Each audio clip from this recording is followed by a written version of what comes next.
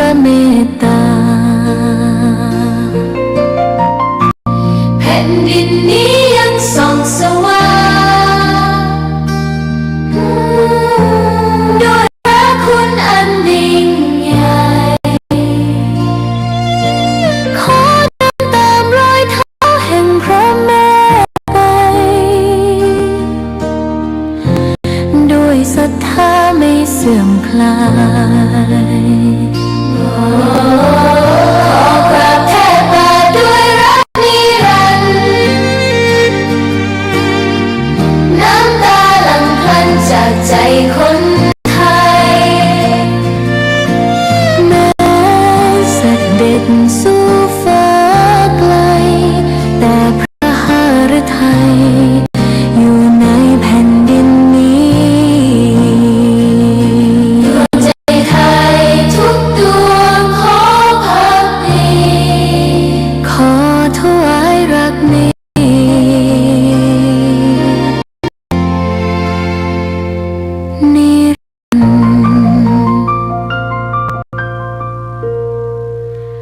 แด่พระพัน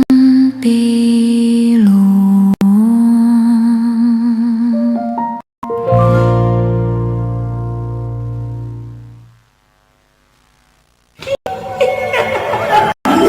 กระจกพิเศษจงบอกข้าเถิดใครงามเลิศในปัทภีก็พระนางน่ะสิราชินีผู้เลอโฉมดูสิตั้งแต่ท่านพาชาวประชางดเผาป่าและขยะในครัวเรือนชาวไร่ชาวนาก็งดเผาตอสั่งข้าวฟางข้าวหันไปไถกลบทำมิหมักแปรรูปเป็นอาหารสัตว์หรือเอาไปอัดเป็นก้อนแทนอากาศก็ดีไม่มีฝุ่น PM 2.5 คอยกวนใจหน้าตาท่านก็สดใสผิวพรรณผุดผ่องเป็นที่สุดพะยะค่ะ แบบนี้สิเจ้าพูดถูกใจข้ายิ่งนักเพราะทุกการเผานั่นคือการสะสมฝุ่นแต่ถ้าทุกคนร่วมใจกันหยุดเผาเราก็จะมีแต่อากาศบริสุทธิ์ไว้หายใจห่างไกลมะเร็งปอดสุขภาพก็ดีมันคือที่สุดแล้วราชินีจงเป็นอมตะราชินีจงเป็นอมตะข้าขอบูชาท่านพะยะค่ะไปเอาธูปมาแต่ไม่ต้องจุดแล้วนะเดี๋ยวนี้ข้าเปลี่ยนมาใช้ธูปไฟฟ้าแล้วมันจึ้งมากไม่มีฝุ่นเลย คุณภาพอากาศดีด้วยการร่วมมือของทุกภาคส่วนปรารถนาดีจากสำนักงานประชาสัมพันธ์ที่ 3 กรมประชาสัมพันธ์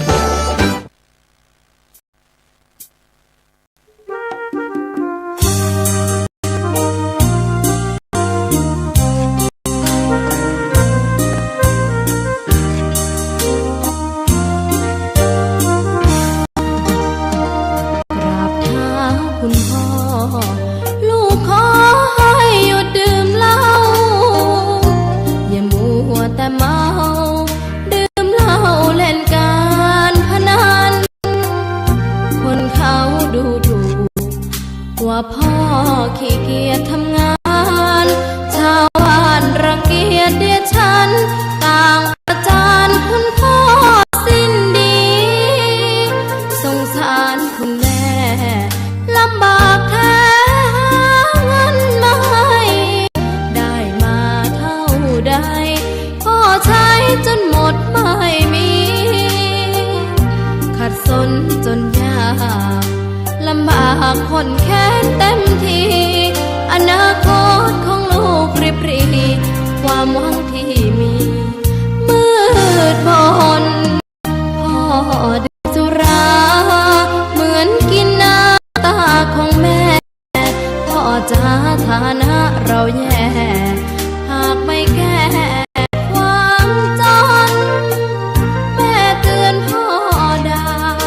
ตบตีแม่จนชอกช้ำระกำมองมนซ้ำถูกคนเขานิน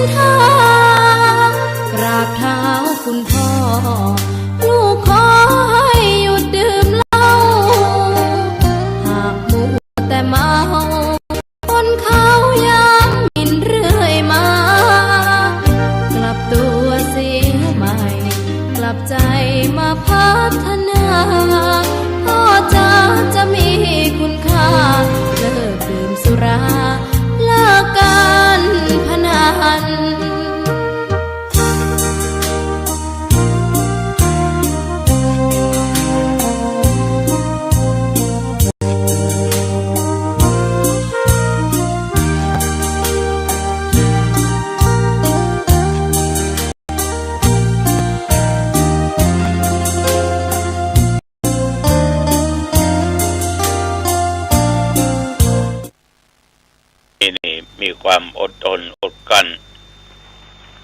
แล้วก็มีความสนุกสนานในการบวชระยะที่อยู่มาได้10 กว่าวันนี้กายสงบดีวาจาสงบดีใจสงบดีเพราะได้รับธรรมะได้รู้จักคำว่าศีลได้ฝึกกายฝึกใจจนว่ามันสงบตามภาษาของละอ่อนและบริสุทธิ์ฉะนั้นญาติโยมนี่เป็นความเคลื่อนไหวของพระเณรที่บวชก็ทำกิจวัตรเป็นประจำเหมือนเวลา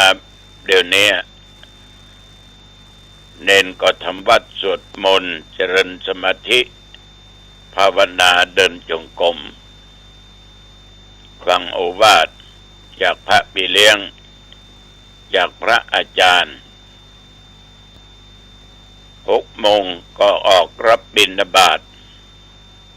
ไปตามหมู่บ้านต่างๆ8 โมงเช้าก็ฉันข้าวต้มขนมทุกวัน11 โมงก็ฉันเพลต่อจากนั้นก็ฉันน้ำปานะเย็นมาเมื่อฟังการอบรมจบก็ทำความสะอาดวัด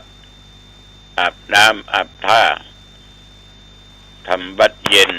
ฝึกสมาธิเดินจงกรมฟังโอวาท3 ทุ่มก็เข้าห้องนอน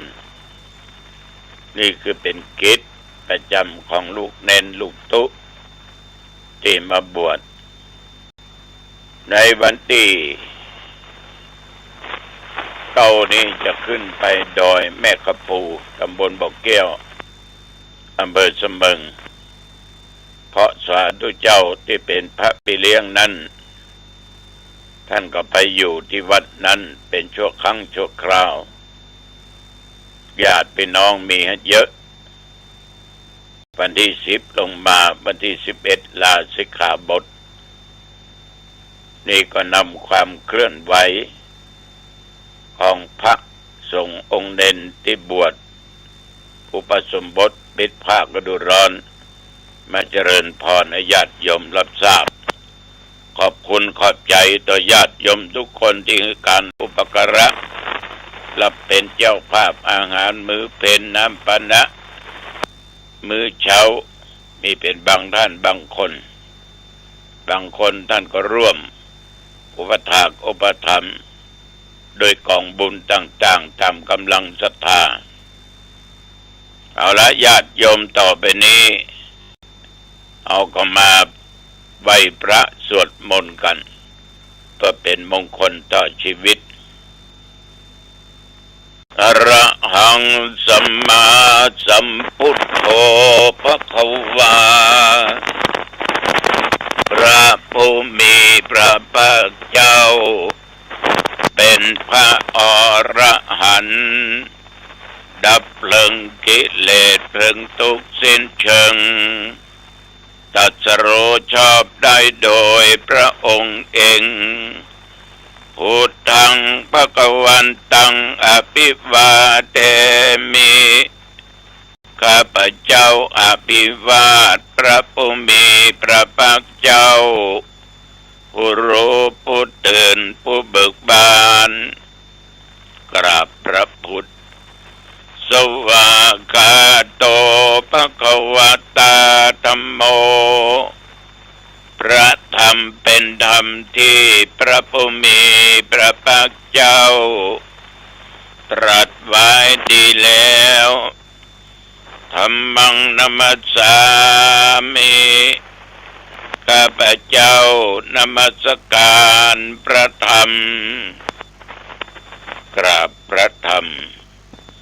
สุปฏิปันโนภควโตสาวกสังโฆ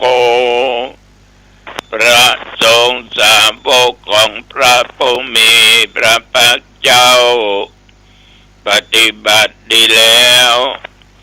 สังฆังธัมมามิข้าพเจ้านอบน้อมพระสงฆ์กราบพระสงฆ์นะโมตัสสะภะคะวะโตขอนอบน้อมแด่พระผู้มีพระภาคเจ้าพระองค์นั้นอะระหะโตซึ่งเป็นผู้ไกลจากกิเลสสัมมาสัมพุทธัสสะตรัสรู้ชอบได้โดยพระองค์เองนะโมตัสสะภะคะวะโตขอนอบน้อมแด่พระผู้มีพระภาคเจ้าพระองค์นั้นอะระหะโตซึ่งเป็นผู้ไกลจากกิเลสสัมมาสัมพุทธัสสะตรัสรู้ชอบได้โดยพระองค์เองนะโมตัสสะภะคะวะโตขอนอบน้อมแด่พระผู้มีพระภาคเจ้าพระองค์นั้นอะระหะโตซึ่งเป็นผู้ไกลจากกิเลสสัมมาสัมพุทธัสสะ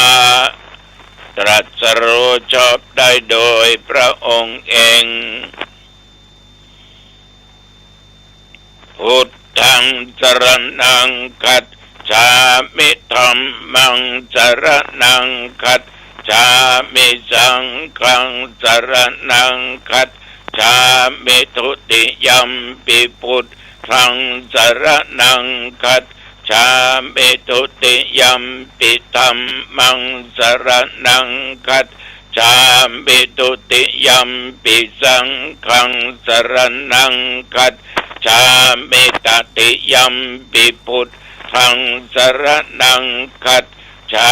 มิตติยัมปิธัมมังสรณังคัจฉามิตติยัมปิสังฆังสรณังคัจฉามิอิติปิโส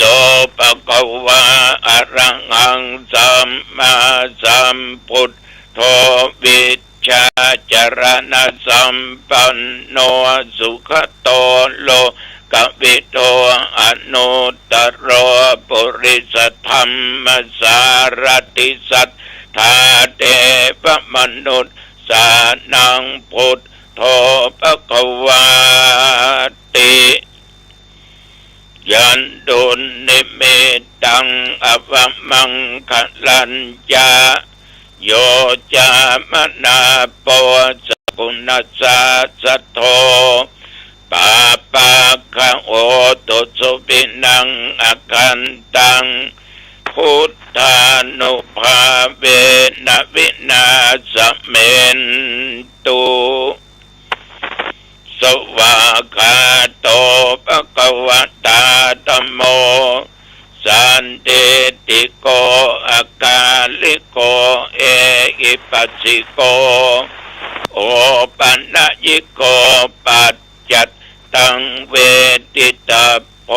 วินยูอิติยันตุนิมิตังอวมังคลัญญาโยจามนาโป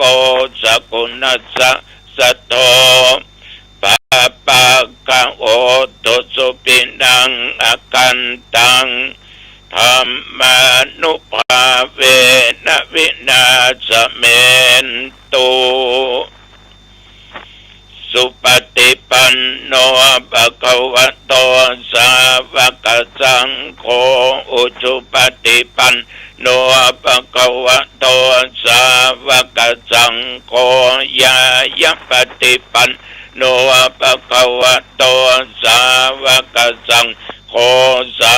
มิจิปฏิปันโนภะคะวะโตสาวกสังโฆยะติตังจัตตาริปุริสยุคานิอัต ทัพปุริสัพพุคัลลาเอสัพพะคะวะโตสาวกสังโฆอาหุนายโยปะหุนายโยทักขินายโยอัญชเรกรเนโยอนุตตรังปุญญเกตังโลกัสสาติยันตุนิมิตตังอภมังคลันจะโยจะปันโปสกุนัตสัสสัทโทปาปักขะโอตุสุปินังอากันตังสังขานุภาเวนะวินาสเมนตุสักกัตตัวปุตตะระตันังโกสัตตังอุตตมังวรังเกตังเทวมนุสสานัง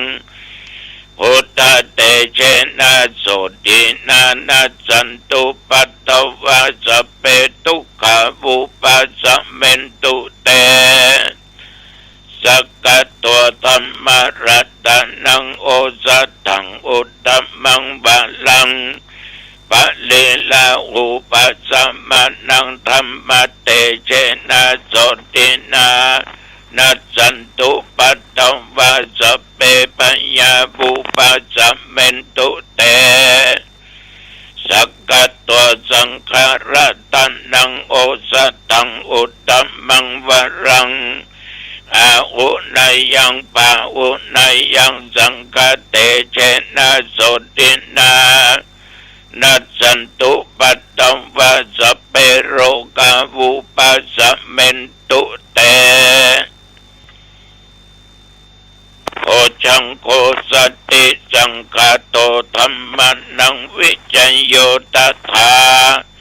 วิริยัมปิติปัสสติโพชังกาจัตถาปะเรสัมมาตุเปกขะโพชังคาสัตเตเตสัพพัทธัสสินามุนินาสัมมาทัคคตาภาวิตาภาอุริกตาสังวัตตันติอภิญญายานิพพานายะจัพโพธิยาเอเตนะสัจจวัชเชนะโสติเตโอตุสัพพทาเอกัสสมิงสัมมาเยนะโทปุคันลานัญจกัสสปังกิลาเนตุกิเตติสวะโพชังเกสัตตะเทสัญเยเตจะตังอภินันติตวาโรกามุตจิงสุตังคะเนเอเตนะสัจจวัชเชนะโสติเตโอตุสัพพทาเอกทาธรรมราชาปิเกลัญเยนะปิปิริโตจุนดาเดเรนะตัญเยวะพันนาเปตวานาสาธารังสัมโบติตวาจะอาปาทาตัมมาบุตธาสิธานะโสเอเตนะสัจจวัชเชนะโสติเตโอตุสัพพทาปะเยนะเตจะอาปาทาตินันนัมปิมะเยสินังมัคคะงัตตะกิเลสวะปัตตานุปติธัมมะตังเอเตนะสัจจวัชเชนะโสติเตโอตุสัพพทาอัตติอุณอัสสะบิจัยโยตัมโมโลเกอนุตตโรสัพพสัตตะเอตัตถายะตังตวังคันหาเอเทวะเตปริวัชเชละยะตันเตอะมนุเสหิปะวะเกพยัคเขนะเกวิเสปุเตอากาละมะระเนนะวาสัพพสัมมามะระนามุตโตทัพเปตัวกาละมาริตังตัสเสวะอนุภาเวนะหุตุเตโวสุขิสัทธา สุตตาสิลังสัมมาทายะธัมมังสุจริตังจเรตัสเสวะอนุภาเวนะหุตุเทโวสุขีสัทธาลิขิตังจินติตังโพชังคารนังวัจนังครุงปะเลสังเทสันนังสุตวาตัสสะอายุปวัตติติภวตุสัพพมังคลังรักขันตุสัพเทวตาสัพพธรรมานุภาเวนะสัทธาโสติภวันตุเตภวตุสัพพมังคลังรักขันตุสัพเทวตาสัพพธรรมานุภาเวนะสัทธาโสติภวันตุเตภวตุสัพพมังคลังรักขันตุสัพเทวตาสัพพสังฆานุภาเวนะสัทธาโสติภวันตุเต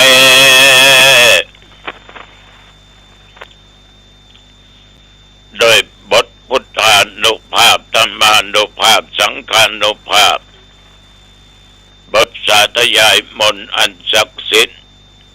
ยันดุลนิมิตตังสักขตัวโพชังคะบริตอธิอุณัสสวิจโยเป็นมนต์คาถาอันศักดิ์สิทธิ์มนต์เหล่านี้คุณแห่งพระพุทธพระธรรมพระสงฆ์จงมาปกป้องคุ้มครองรักษายังตนตัวข้าพเจ้าและญาติโยมทุกท่านทุกคน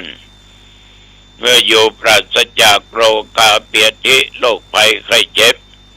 แม่นว่าได้เจ็บได้เป็นได้ป่วยกินยุกกินยาหมอรักษาบางหายขอพุทธานุภาพธรรมานุภาพสังฆานุภาพบทสาธยายมนต์ต่างๆจงมากำจัดโรคภัยไข้เจ็บที่เกิดในสรีระร่างกายทุกส่วนของอวัยวะเพื่ออันตรธานสัวหายอันที่จะเกิดมีมาไปหน้าอย่าได้มาใกล้มากายขอมีความสุขกายสบายใจอาตมาและญาติโยมเดินทางไปเหนือใต้ตกออกเดินทางไปด้วยความปลอดภัยไปก็มีชัยมาก็มีโชคภัยพิบัติต่างๆอย่าได้มาเกิดแบบว่าอุทกภัยอัคคีภัยวาตภัยโรคภัยอุปัติภัยอย่าได้มาเกิดมีมาแก่ข้าพเจ้าและญาติโยมทุกคนแม้นว่าเกิดบีขอหายเมื่อสุขกายสบายใจจำเริญด้วยสติและปัญญาว่าตั้งตัวตนอยู่ในความประมาทหิมากาขึ้นนิยมเนอจำเริญด้วยอายุวันนะสุขะวละยิ่งขึ้นไปเจริญพรกรมอุตุได้ประกาศบอกทักเตือนว่าระวังฟ้าฝนพายุฝนร้อนลูกเห็บฝนตกหนักบางที่บางแห่งในภาคเหนือโซนทางใต้หลังคาปิวว่อนร้านกาปิวว่อนได้รับความเสียหายเป็นจำนวนมากญาติโยมนับตั้งแต่เมื่อตะวันวามาจนถึงปัจจุบันบัดเดี๋ยวนี้แถวบริเวณวัดหนองตองตอนค่ำตอนเย็นได้ยินเสียงฟ้าร้องกระรึ้งก็นึกว่าเอาละก็วันนี้ลงมิดมอดหายแซบ24 ชั่วโมงผ่านมานั้นเอาทุกคนเป็นคนมีบุญมีกรรมดีและต้องอยู่ต่อไปเพื่อพุทธศาสนาแต่วันนี้ไม่ได้ไปไหนอยู่วัดอยู่ว่าวันยังค่ำวันนี้9 โมงบุญปะกันเนอที่วัดดอนไฟ